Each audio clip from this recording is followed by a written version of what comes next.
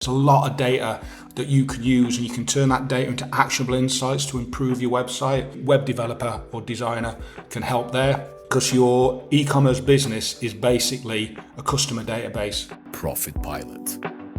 So now we've got our e-commerce site set up, we've got our branding, we're using a template on, for example, Shopify. What do we need plugged in from the outset? So when we talk about plugins, they're kind of like on your iPhone, they're like apps that you can use.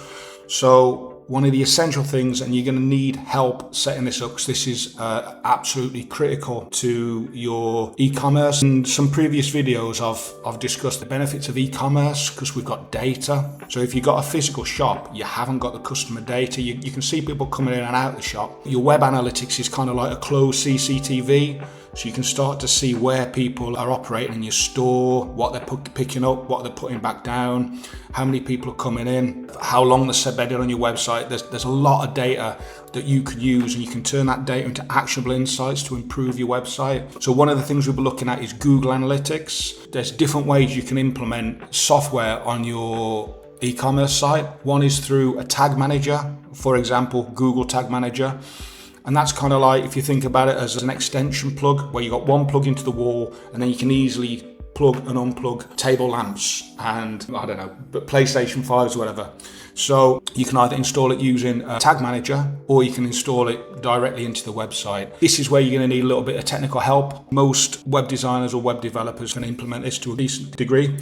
But with the e-commerce, you need to have the e-commerce analytics installed. Then another thing you're really going to need is email platform. There's lots of options out there. There's some of the big ones are Klaviyo and MailChimp, but there's lots and lots of different email providers. It's critical that you start building up an email list, because your e-commerce business is basically a customer database attached to a brand. So we'll dive into more details about strategies and tactics around email marketing, but just get that installed straight away and start collecting email addresses.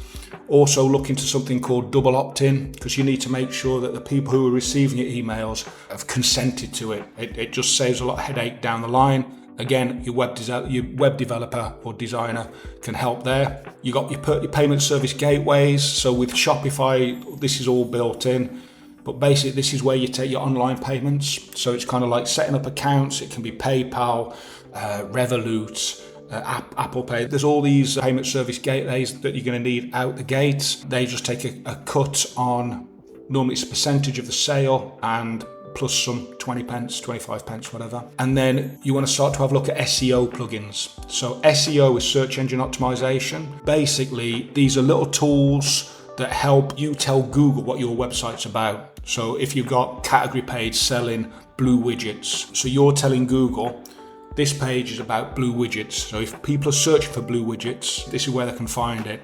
And it might be onto the product pages. Sometimes these are called PDP, so product description pages. It'll be more refined, so it'll be blue widgets version 1, blue widgets version 2.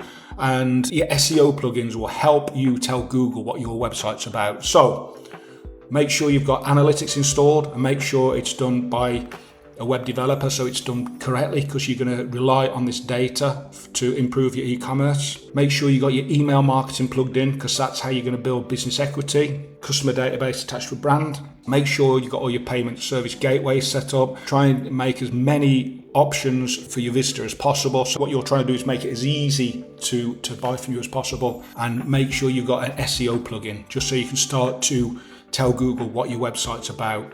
We'll go into each one of these topics in more detail when I've got the general framework out of the way. Okay, thanks very much.